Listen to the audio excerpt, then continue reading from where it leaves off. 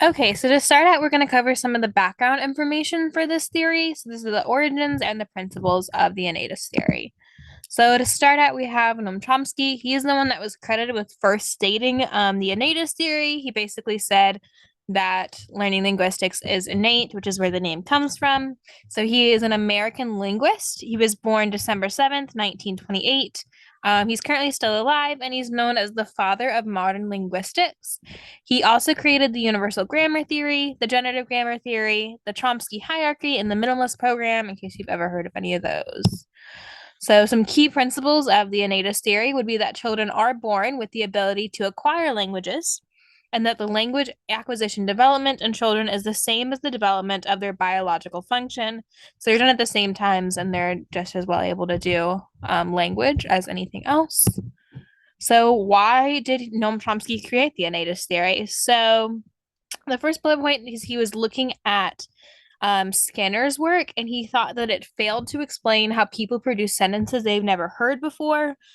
So, in evaluation of Skinner's projects, he says Skinner essentially said that people copy language that they've heard, but he said if that's true, then how are they able to craft and create new sentences if they've never heard them before? Language comes. And so he also thought that the innatist theory would be separate from the previous works because people are able to produce an unlimited number of sentences with a limited number of grammar rules. So even with a very small understanding of grammar or a smaller understanding of some of the fundamentals of grammar, they were still able to produce a wide variety of sentences. And he coined the name of a language acquisition device. And he basically thinks that there's a built in device for language, and babies have this device that allows them to learn language, which is basically how he explains how children have this aptitude for learning language.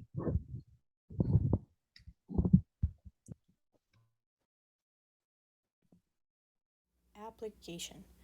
Now we're going to talk about how the Innatist theory can be applied in a classroom. The best practice is combining several theories together, but here's how the Innatist theory can look like in a classroom. Some things to consider before application is 1. Teaching language is for the purpose of communication. Innatist theory is all about the biological way in which kids acquire language when they are growing up. They use it to communicate with their parents. Therefore, remember that when you are teaching an ELL student, you should be teaching them for the purpose of them being able to communicate. The theory emphasizes that errors are part of the process. So, do not get angry or frustrated when your ELL students make mistakes.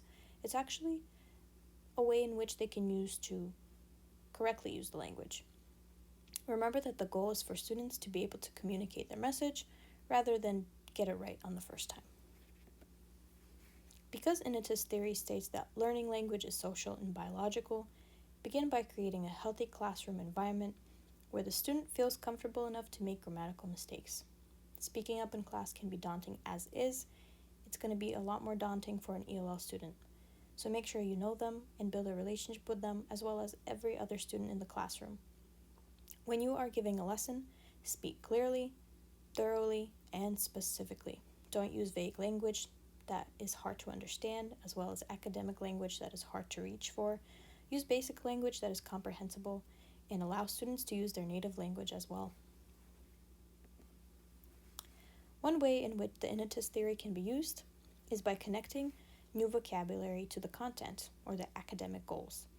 This approach allows the student to connect new vocabulary to tangible lessons, something they can see, something that can be demonstrated. For example, when teaching a science lesson about states of matter, scaffold new vocabulary into the demonstrations, as well as already familiarized terms. Pair students with other ELL students during activities. Equal level ELL learners can benefit from one another since the theory states language is acquired through speech and communication. Allow for dialogue to happen during group activities where students are encouraged to use new words. ELL students should be encouraged to communicate with each other through their native language as well as challenged to use the new language to communicate with one another as well. Conversational scaffolding. Allow for ELL students to answer basic questions during classroom discussions.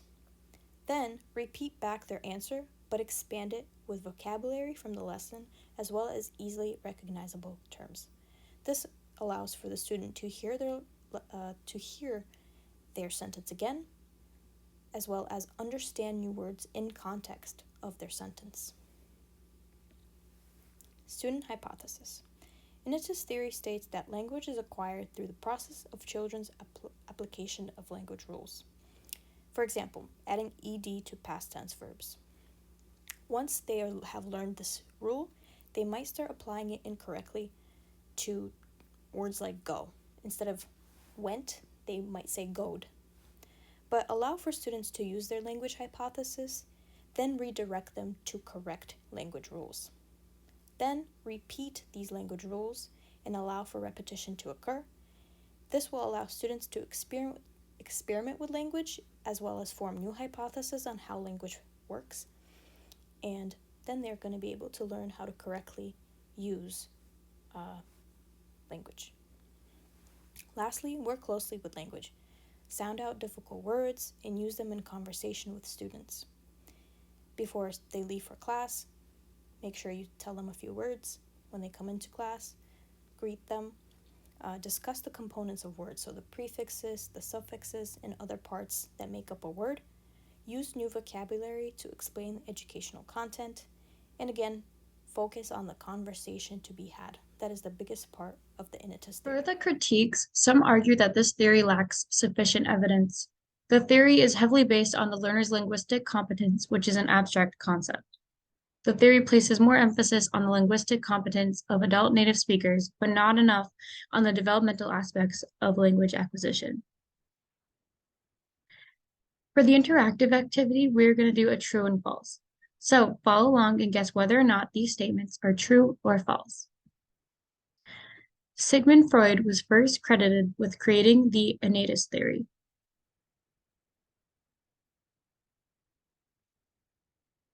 The answer is false.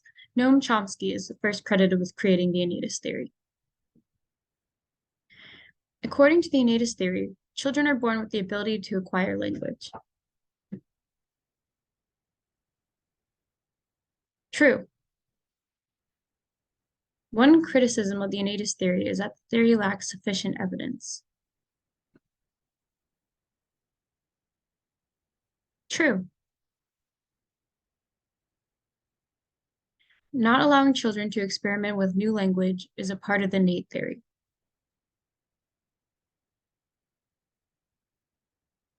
False.